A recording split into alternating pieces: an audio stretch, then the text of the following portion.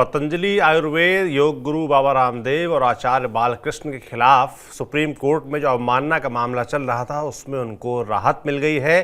पर supreme court ने तमाम हिदायतें भी दी हैं, तमाम ऐसी शर्तें भी रखी है जिनको मानना ज़रूरी होगा, वरना केस दोबारा खुल सकता है और उसके बाद लंबी चौड़ी सज़ा भी मिल सकती है। तो सुप्रीम कोर्ट में आज क्या कुछ हुआ, क्यों राहत मिली बाबा रामदेव, आचार्य बालकृष्ण, पतंजलि को, इस पूरे मसले पर विस्तार से बात करेंगे।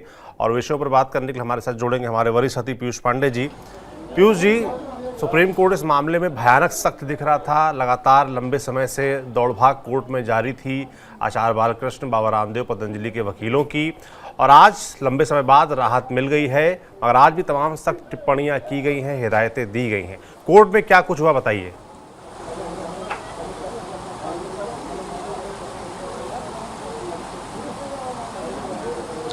बिल्कुल सौरभ, देखिए आचार्य बालकृष्ण और बाबा रामदेव की तरफ से कोर्ट में यह आश्वासन दिया गया कि भविष्य में वो ऐसी गलती नहीं करेंगे और जो भ्रामक विज्ञापन वाला मुद्दा था उसको लेकर के उनकी ओर से माफ़ी कोर्ट से मांगी गई।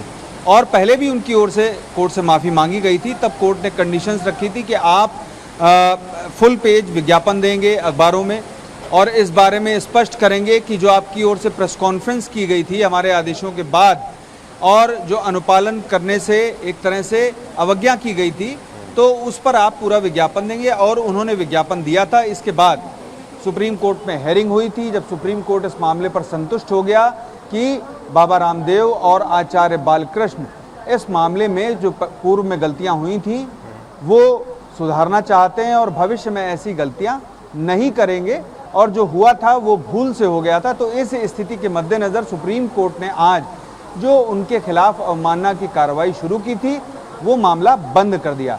अब इस मामले पर सिर्फ आचार्य बालकृष्ण और बाबा रामदेव और ख़ास तौर पर पतंजलि को ये ख्याल रखना होगा कि जो भी आयुर्वेदिक दवाओं के विज्ञापन हैं उस मामले में किसी भी तरह का ऐसा दावा ना किया जाए जो कि भ्रामक हो, क्योंकि जब कोविड के दौरान उनकी तरफ से कई दवाएं बेची जा रही थी तब ये दावा किया गया था कि अमुक दवा से अमुक रोग ठीक हो सकता है, या यूँ कहें कि बुखार पूरी तरह से ठीक हो सकता है इस दवा से। तो आयुर्वेदिक दवा से ऐसा दावा किया जाना, उस पर इंडियन मेडिकल एसोसिएशन ने सुप्रीम कोर्ट का मूव किया था और ये स्पष्ट किया था कि ये दावा पूरी तरह से गलत है, इस तरह का भ्रामक दावा नहीं किया जा सकता, क्योंकि औषधि नियंत्रक जो संबंधी जो कानून है वो इसकी इजाज़त नहीं देते हैं। और इसके बाद ही सुप्रीम कोर्ट ने इस मामले में उनको आदेश जारी किया था। आदेश जारी करने के बाद बाबा रामदेव की तरफ से एक प्रेस कॉन्फ्रेंस की गई थी और उस प्रेस कॉन्फ्रेंस में फिर से एक बार जो दवाएं थीं उनको लेकर के दावे किए गए, जो दावे सीधे तौर पर अगर आप उनको सुनेंगे तो आपको ये स्पष्ट हो जाएगा कि वो दावे भ्रामक हैं जी। और इसी के बाद सुप्रीम कोर्ट ने उन पर खासी नाराज़गी जताई थी। ख़ास तौर पर सुप्रीम कोर्ट ने बाबा रामदेव और आचार्य बालकृष्ण को कोर्ट में तलब किया था और कई बार इसके चलते उनकी कोर्ट में पेशी हुई और इसके बाद जब उनकी तरफ से लगातार माफ़ी मांगी गई, अखबारों में विज्ञापन दिए गए और ये साफ किया गया कि जो भी हुआ था वो भूल से हुआ था, उन्हें नहीं पता था अदालत के आदेश के बारे में और न ही इसकी गंभीरता के बारे में पता था और अब ऐसा नहीं होगा भविष्य में, ये आश्वासन जब उनकी तरफ से दिया गया उसके बाद सुप्रीम कोर्ट ने इस मामले में उनके खिलाफ अवमानना की जो कार्रवाई थी उसको बंद कर दिया। और अवमानना की कार्रवाई में किसी भी व्यक्ति को 2 साल तक की सज़ा हो सकती है और ये कोर्ट के ऊपर है, कोर्ट का प्रोरोगेटिव है कि वो अवमानना की कार्रवाई में अमुक जो व्यक्ति जिसको दोषी करार दिया जाए उसको कितनी सज़ा दे।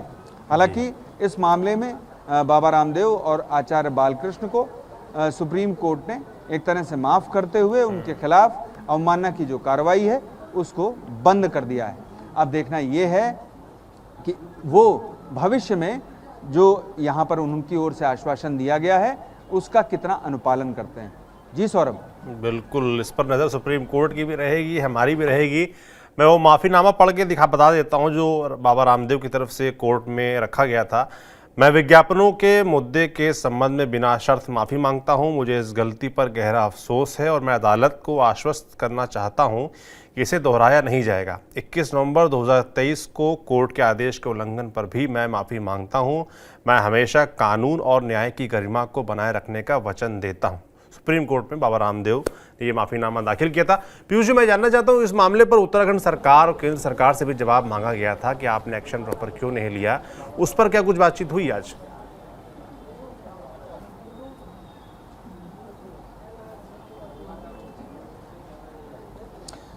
सौरभ, उस पर बातचीत पहले हो चुकी है और उस पर केंद्र सरकार की ओर से जो निर्देश उत्तराखंड सरकार को दिए गए थे, उस पर उत्तराखंड सरकार की सुप्रीम कोर्ट काफ़ी खिंचाई भी कर चुका है, अधिकारियों को फटकार भी लगा चुका है और उसके बाद उत्तराखंड सरकार जो है काफ़ी एक्शन में भी आई थी और कई जो उत्पाद थे बाबा रामदेव के, उन पर रोक भी लगाई गई थी और लाइसेंस भी वापस लिए गए थे। तो ये सारी कार्रवाई और सारा जो कदम उठाए गए थे वो पहले की सुनवाई में हो चुके हैं और इसके बाद जब बाबा रामदेव की तरफ से अनकंडीशनल अपॉलॉजी, यानी जिसकी आप बात कर रहे थे, अभी आप माफ़ीनामा पढ़कर सुना रहे थे, तो उसमें बिना शर्त माफ़ी यानी कि अनकंडीशनल अपॉलॉजी कोर्ट से मांगी गई और कोर्ट ने उनकी माफ़ी को स्वीकार एक बार में नहीं किया। दरअसल उनको 3 से 4 बार सुप्रीम कोर्ट में आकर खुद पेश होना पड़ा।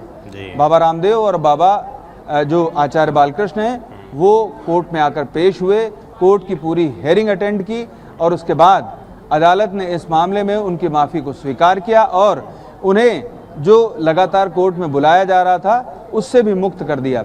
और ये छूट मिलने के बाद जब उनकी ओर से आश्वासन देते हुए एक हलफनामा भी सुप्रीम कोर्ट में दाखिल कर दिया गया कि अब भविष्य में ऐसा नहीं होगा, जो हुआ था वो भूल से हुआ था और इसकी बिना शर्त माफ़ी भी मांग ली गई है। तो इन स्थितियों को ध्यान में रखते हुए सुप्रीम कोर्ट ने इस मामले में दोनों को ही यूं कहें कि पूरी तरह से माफ़ कर दिया है और उनके खिलाफ जो अवमानना की कार्रवाई थी वो भी बंद कर दी है। और इस मामले में अहम बात यह है कि इंडियन मेडिकल एसोसिएशन सबसे पहले आई थी यहाँ पर सुप्रीम कोर्ट, क्योंकि जो पतंजलि के जो दावे थे उनके साथ में जो दवा कंपनियां हैं, जो एलोपैथिक दवा कंपनियां हैं, उनके खिलाफ कई बयान भी दिए गए थे और यही बयान कारण बने थे इंडियन मेडिकल एसोसिएशन के सुप्रीम कोर्ट पहुंचने का। और उसके पहुंचने के बाद ही ये सारी प्रक्रिया शुरू हुई और सुप्रीम कोर्ट के समक्ष ये स्पष्ट किया गया कि जो बाबा रामदेव और आचार्य बालकृष्ण हैं, उनकी जो कंपनी है पतंजलि, उनकी तरफ से दावे किए जा रहे हैं वो दावे सही नहीं हैं और जो दवाएं हैं वो भ्रामक हैं। तो इन स्थितियों को ध्यान में रखते हुए सुप्रीम कोर्ट इस मामले पर आगे कार्रवाई करे और तब सुप्रीम कोर्ट ने इस मामले में आदेश दिया था जो नवंबर 2023 में दिया था। लेकिन इसके बाद ही एक प्रेस कॉन्फ्रेंस कर दी गई और उस प्रेस कॉन्फ्रेंस के चलते सुप्रीम कोर्ट खासा नाराज हो गया और इसी नाराजगी की वजह से कई मौक़ों पर आचार्य बालकृष्ण और बाबा रामदेव को सुप्रीम कोर्ट के समक्ष व्यक्तिगत तौर पर पेश होना पड़ा। और इसके बाद जब उनकी ओर से माफ़ी मांगी गई और ये माफ़ी एक बार नहीं कई बार मांगी गई, तब सुप्रीम कोर्ट ने उन्हें यहाँ आने से छूट प्रदान कर दी और साथ ही अब इस मामले में दोनों को ही अवमानना की कार्रवाई से मुक्त कर दिया। उनके खिलाफ जो मामला चल रहा था उसको बंद कर दिया गया है। तो अब इस मामले में सिर्फ आचार्य बालकृष्ण और बाबा रामदेव को ये ध्यान में रखना होगा कि भविष्य में जो उनकी ओर से आश्वासन दिया गया है उसका पालन किया जाता रहे। अन्यथा अगर एक बार भी इस आदेश का उल्लंघन होता है, यानी कि सुप्रीम कोर्ट ने जो नवंबर 2023 में आदेश दिया था उसके बाद जो आश्वासन दिया गया पतंजलि की तरफ से, बाबा रामदेव की तरफ से और आचार्य बालकृष्ण की तरफ से, अगर उस आश्वासन का उल्लंघन होता है यानी कि भ्रामक दावे किए जाते हैं, तो फिर सुप्रीम कोर्ट इस मामले को फिर से खोल सकता है और अवमानना की कार्रवाई फिर से शुरू हो सकती है। लेकिन ये तभी होगा जब उस आश्वासन या फिर जो सुप्रीम कोर्ट के आदेश है उसकी अवज्ञा की जाए। तो इस स्थिति को ध्यान रखना होगा पतंजलि को, बाबा रामदेव को और आचार्य बालकृष्ण को। और अहम बात यह है कि उन्हें बड़ी राहत सुप्रीम कोर्ट से मिली है, क्योंकि पिछले 4-5 माह से लगातार सुप्रीम कोर्ट उन्हें आना पड़ा और सुप्रीम कोर्ट की फटकार का सामना भी करना पड़ा। लेकिन अंततः उनकी माफ़ी को सुप्रीम कोर्ट ने स्वीकार किया और अब उनके खिलाफ अवमानना की कार्रवाई को भी बंद कर दिया है। जी सौरभ। बिल्कुल, बहुत धन्यवाद पीयूष जी तमाम जानकारियों के लिए। तो सुप्रीम कोर्ट से बाबा रामदेव को राहत मिल गई है, मगर शर्त के साथ राहत मिली है। यूं ही राहत नहीं मिली है, शर्त यह है कि जो आदेश हमने दिया है उसका पालन आपको करना पड़ेगा, भ्रामक विज्ञापन आप नहीं चला सकते, और अगर ऐसी गलती दोबारा होती है तो केस फिर से खुल जाएगा और अगली बार सख्त सज़ा मिलेगी। तो देखने वाला होगा इस मामले में आगे क्या होता है। बाकी फिलहाल बाबा रामदेव और आचार्य बालकृष्ण को राहत मिली है। ये सारे अपडेट्स से और भी जो अपडेट्स आते हैं इस मामले से जुड़े आप तक हम पहुंचाते रहेंगे। आप देखते रहिए TV9 डिजिटल। शुक्रिया।